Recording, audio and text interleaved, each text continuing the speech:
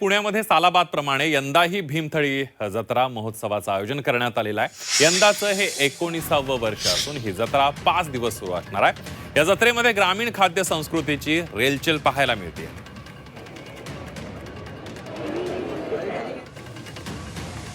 एकतर मला प्रथम पुणेकरांचे मनापासून आभार मानायचे आहेत की 19 वर्ष एका उपक्रमाच्या पाठीमागं खंबीरपणे उभं राहून त्यांनी माझ्या महिला बचत गटांचं, शेतकऱ्यांचं जो उत्साह त्यांनी वाढवलेला आहे त्याबद्दल त्यांचे मनापासून आभार।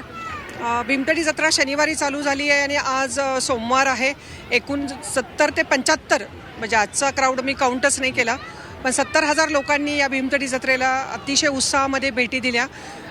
या भीमथडी जत्रेचं वैशिष्ट्य म्हणजे महाराष्ट्रभरातून 22 ते 23 जिल्ह्यातून महिला बचत गट इथं आलेले आहेत। कुणी आणि खाद्य महोत्सव म्हणजे सगळ्यांना आवडणारा मुख्य आमचा हे आहे की खाद्य महोत्सव। तिथे व्हेज आणि नॉनव्हेजच्या पदार्थांची जे आपले महाराष्ट्राची ट्रॅडिशनल पदार्थ आहेत त्याची रेलचेल आता तिथं आहे। अगदी हुरड्यापासून, जिलेबीपासून, गव्हाच्या खिरीपासून, नाचणीचे पदार्थ, हुलग्याचे पदार्थ सगळे तिथं आहे।